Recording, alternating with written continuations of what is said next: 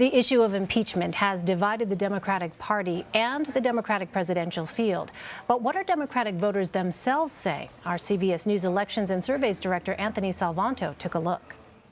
Hi, Elaine. I think the debate among Democrats over whether to try to impeach or just continue the investigations might raise a larger debate over how to approach governing and campaigning for 2020 in such a partisan and divided country. Now, among Democrats, we have seen in the polls an increasing call for continuing investigations since the Mueller report came out. But as Speaker Pelosi probably knows, that's among Democrats. It's not the case, certainly among Republicans or among independents.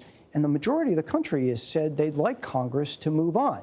Now, among Democrats, out there on the campaign trail, we've seen the 2020 candidates talk about other issues, and there certainly are other things on Democrats' minds. For example, 89% say health care is of high importance. We saw that back in the midterms, too. So are things like the environment and income inequality.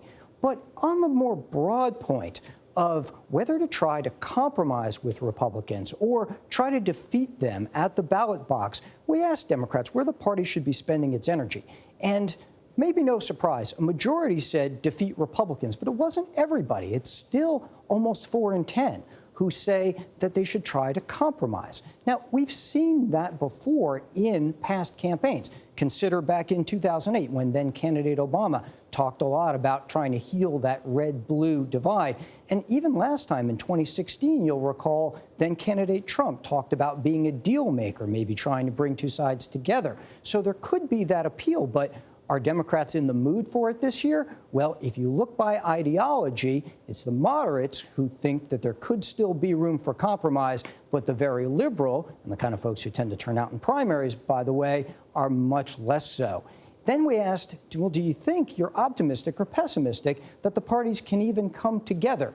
And we found more pessimism than optimism among Democrats. Here's a fun difference. When we asked Democrats whether they had posted political opinions on social media or not, the ones who had posted were less likely to be calling for compromise than the ones who hadn't. Maybe a little window into the kinds of voters who get more attention, but aren't necessarily more numerous out there.